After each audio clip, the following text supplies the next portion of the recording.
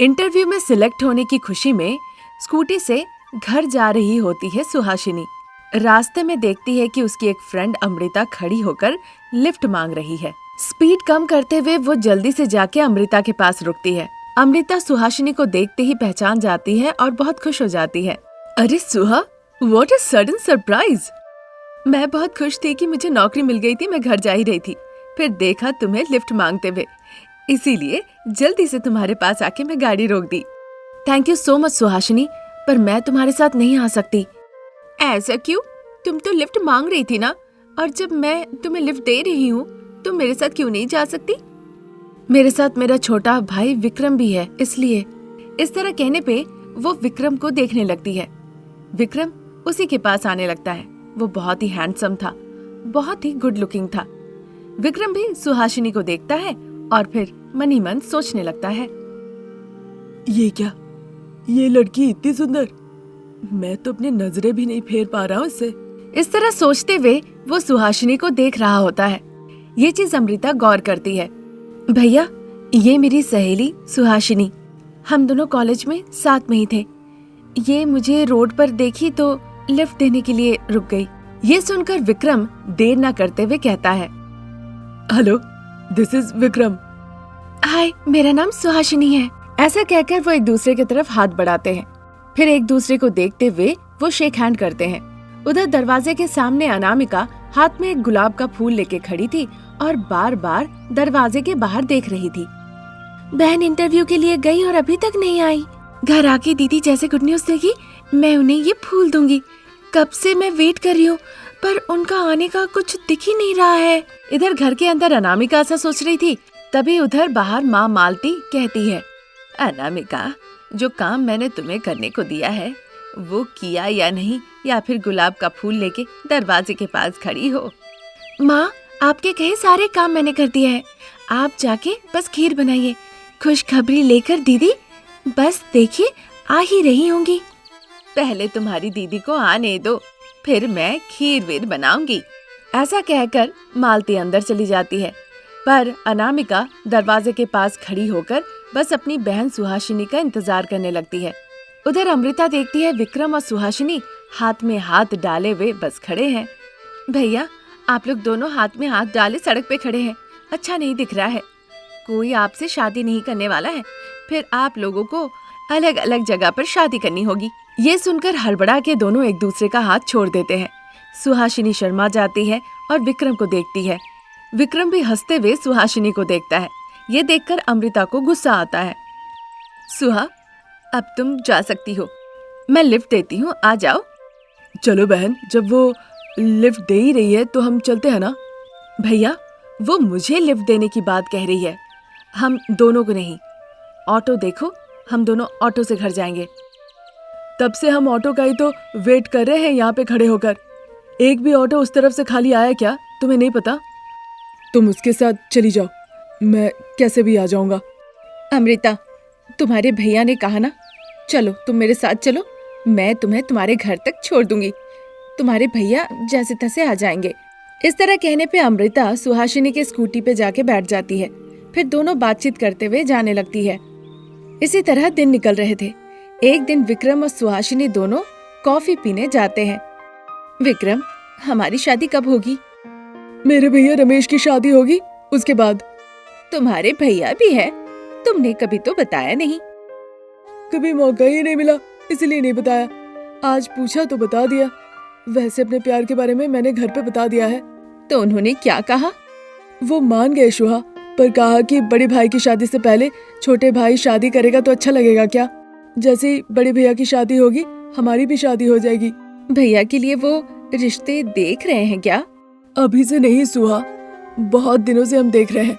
असल में वो ज्यादा पढ़े लिखे नहीं है और अच्छी नौकरी भी नहीं करते हैं, तो लड़की उन्हें पसंद ही नहीं कर रही है, इसीलिए बहुत दिनों से उनकी शादी ही नहीं हो पा रही है।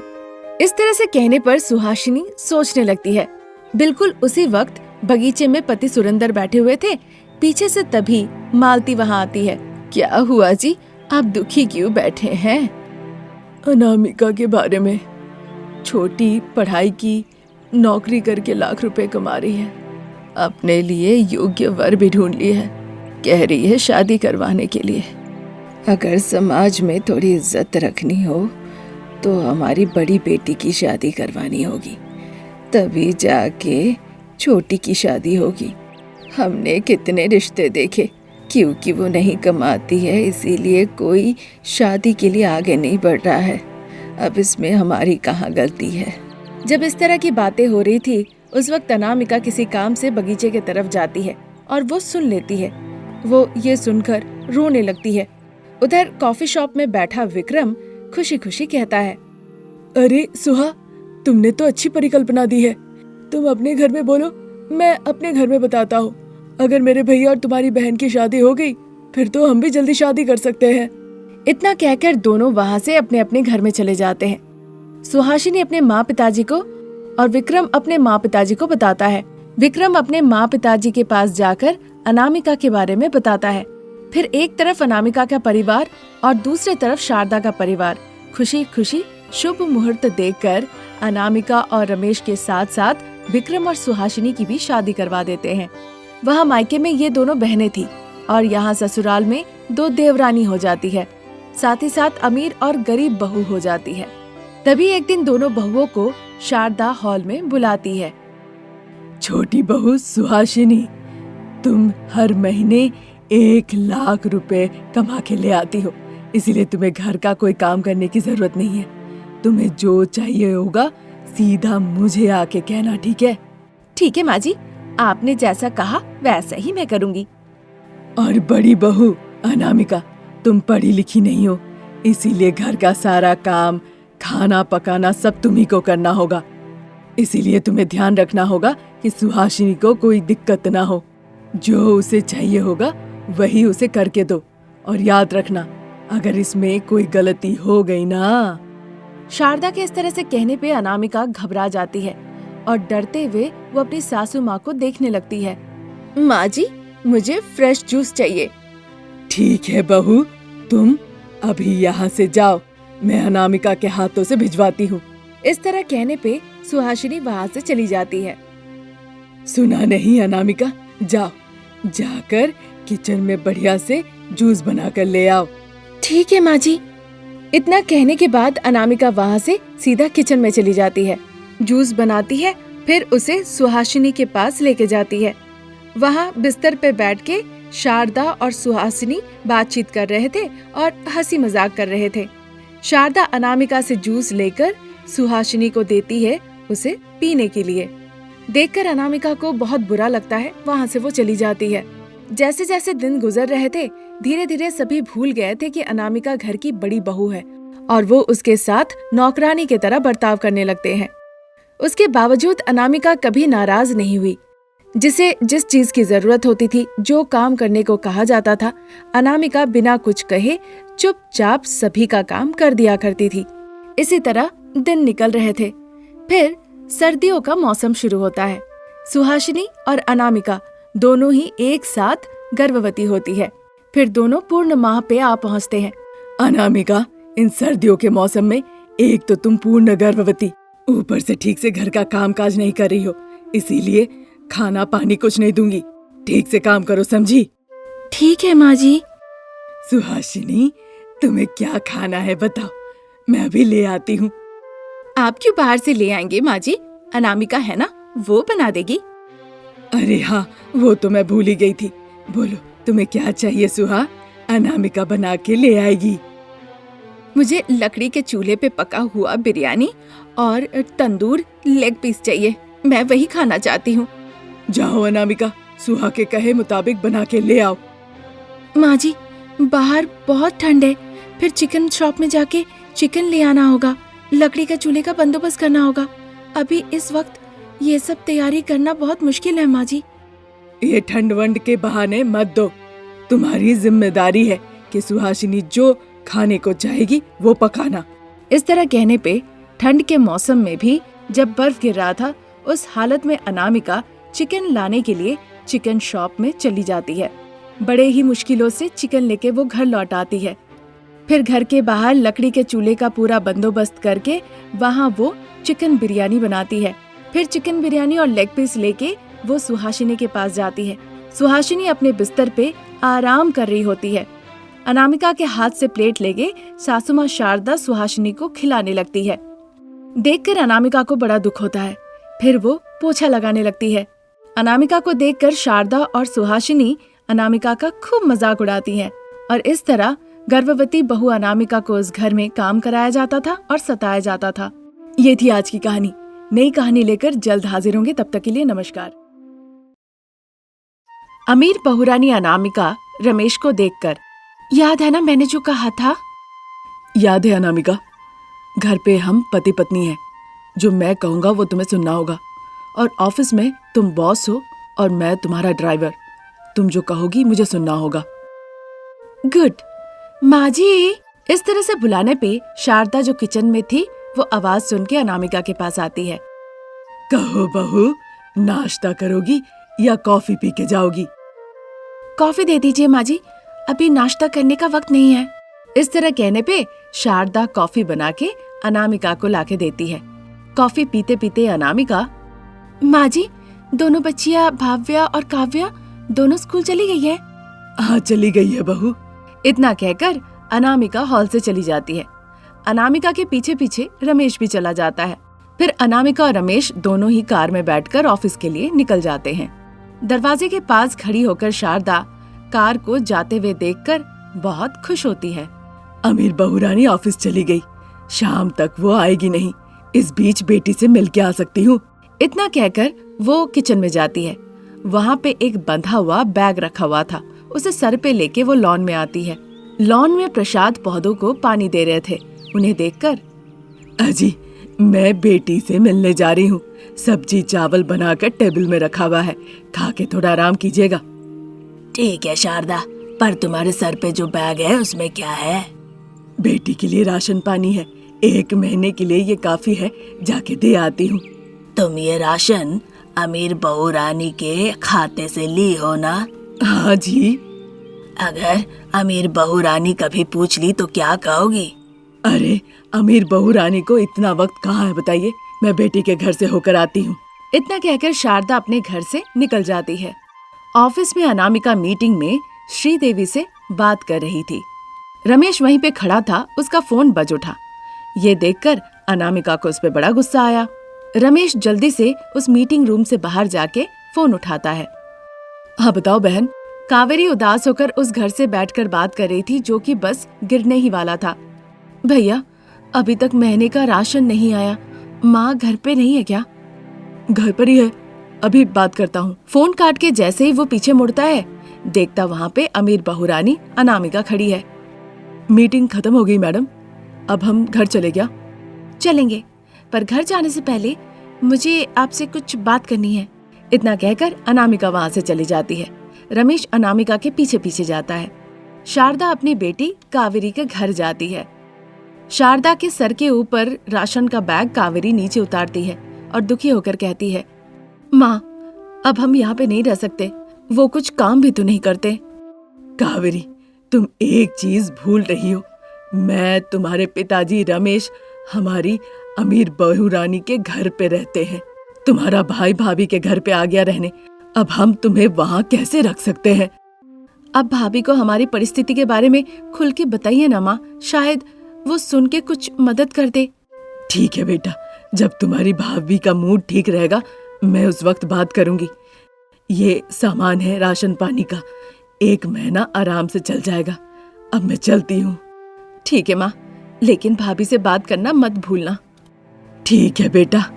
इतना कहकर शारदा वहाँ से चली जाती है। उधर अमीर घर पे अमीर बहुरानी अनामिका सोफे पे बैठी होती है। रमेश और प्रसाद चुपचाप खड़े थे। शारदा लौटकर देखती है रमेश और प्रसाद दोनों चुपचाप खड़े हैं। लगता है बहुरानी ऑफिस से घर आ गई है। जाकर शारदा भी उनके बगल में खड़ी हो जाती है। आप आ गई माँ जी, मैंने भर का राशन पानी जाकर अपनी बेटी को देकर आई। अनामिका के मुंह से ये बात सुनकर शारदा बड़ा आश्चर्य होती है। मैं ये चीज बहुत दिनों से गौर कर रही थी, पर पूछने का वक्त नहीं मिल रहा था। आज मौका मिल गया, तो बताइए माँ जी। अनामिका के इस तरह से पूछने पर शारदा बहुत दुखी होकर रोने लगती है। कावेरी के साथ क्या हो रहा है उस बारे में वो बताती है। उसकी तकलीफें सुन के रमेश और प्रसाद के साथ साथ अनामिका की आंखें भी भर आती है। चलिए माँ जी, कावेरी को जाके हम घर ले आते हैं। उसकी ये बात सुन के घर पे सभी लोग बहुत खुश होते हैं। फिर अनामिका की कार में बैठ के सभी लोग कावेरी के घर जाते हैं। उस वक्त कावेरी के पति मदन कावेरी को मार रहा था और कावेरी रो रही थी। ये देखकर अनामिका कहती है, तुम मेरी बहन को मारोगे? रुको, मैं तुम्हें पुलिस स्टेशन भेजती हूँ। ये सुनते ही कावेरी और मदन दोनों ही अनामिका के सामने हाथ जोड़ लेते हैं। नहीं बहू, वैसे भी हम इन्हें अपने घर ले जा रहे हैं ना, वहाँ अगर इसने फिर से किया तब तुमने जो कहा वही करेंगे। इतना कहकर शारदा बेटी कावेरी और उसके पति मदन को लेकर कार में जाके बैठती है। सभी लोग गाड़ी में आके बैठते हैं। अनामिका कार चलाने लगती है। फिर सभी लोग घर के पास पहुंच जाते हैं। एक एक करके गाड़ी से उतर के अंदर जाते हैं। यही वक्त था जब अनामिका ने बहुत बड़ी भूल की थी। अनामिका दिन में ऑफिस में कड़ी मेहनत करती थी और रात के वक्त अपने पति बच्चों के साथ अच्छा समय बिताया करती थी। इस बीच अनामिका ने ध्यान ही नहीं रखा कि कावेरी और मदन कितना खर्च कर रहे हैं। अनामिका के घर पे आने के बाद कावेरी का वेशभूषा, बोलचाल सब कुछ बदल चुका था।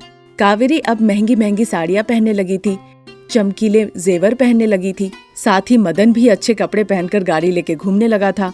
अपने बच्चों को भी बड़े स्कूल में दाखिला करा के पढ़ाई लिखाई करवा रही थी।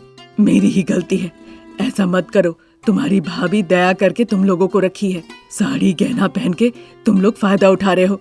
इस तरह का काम मत करो। शारदा के इस तरह से कहने पे कावेरी को बड़ा गुस्सा आ जाता है। आपको कुछ नहीं पता है, चुप रहिए। आप वो सास है जो नौकरानी बन के रहती है, इसीलिए वैसे ही रहिए, हमें उपदेश मत दीजिए। कावेरी गुस्से से वहाँ से अपने कमरे में चली जाती है। कुछ दिनों के बाद शारदा को समझ में आ जाता है कि वो अपनी बेटी और दामाद को इस घर में लाकर बहुत बड़ी गलती की है। वो चाहती थी कि इस बारे में वो अपनी बहू को सब कुछ बता दे, इसीलिए उसके कमरे में जाके सब कुछ बता देती है। माँ जी, मैं सब गौर कर रही हूँ, सही समय आने पर मैं बात करूंगी, आप परेशान मत होइए। ऐसा कहने पर शारदा वहाँ से चली जाती है। उधर कावेरी अपने कमरे में माँ का हाव भाव देखकर लग रहा है कि वो भाभी को जाकर सब कुछ बता देगी। इससे पहले कि भाभी हमें घर से बाहर निकाल दे, पूरी जायदाद हमें अपने नाम पे कर लेना होगा। तुम्हारे माँ, पिताजी, भाई जब तक है वो संभव नहीं होगा। जब वो तीनों घर से बाहर जाएंगे, हम अनामिका को डरा धमका के संपत्ति अपने नाम अच्छे से कर लेंगे।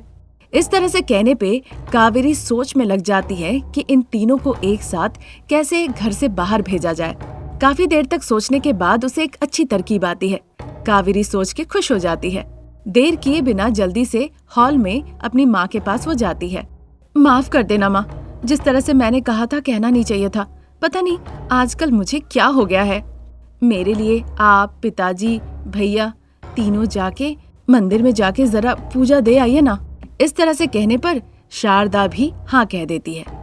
उस रात जब सभी लोग सो जाते हैं, मदन कार के पास आता है और ब्रेक का तार निकाल देता है।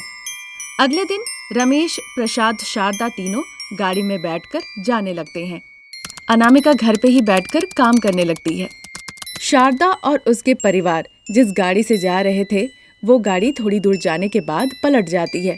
वो वीडियो कावेरी को व्हाट्सएप में आता है। कावेरी जाके अनामिका को ये बात बताती है। खबर मिलते ही अनामिका दुखी हो जाती है और रोने लगती है। इसी तरह कुछ दिन निकल गए। एक दिन कावेरी और मदन अनामिका को पकड़ के मारपीट करने लगते हैं। ये देखकर भव्या और काव्या दोनों बहुत घबरा जाती है। जिंदा रहना चाहती हो तो जायदाद लिख दो, नहीं तो माँ, पिताजी, भाई जहाँ गए हैं वहाँ हम तुम्हें भी भेज देंगे। मतलब? मैंने जानबूझ के उन्हें मारा। मतलब मुझे भी मार दोगी? मैं नहीं लिखूंगी। तो मेरी बात तुम नहीं सुनोगी। अनामिका को लात मार के घर से बाहर निकाल देती है कावेरी। मदन बच्चों को लेकर बाहर निकल आता है। अनामिका जाके मुंह के बल गिरती है। तभी शारदा, प्रसाद, रमेश वहाँ आ जाते हैं। वहाँ शारदा, प्रसाद, रमेश को देखकर कावेरी और मदन बड़े ही आश्चर्य होते हैं। तुम्हारी बुरी सोच और तरकीबों को सामने लाने के लिए हमने मिलके ये नाटक किया था। शारदा जाके कावेरी के गाल पे कस के एक थप्पड़ लगाती है। जहाँ सर छुपाने के लिए हमने जगह दिया उसी को लूटना चाहती हो।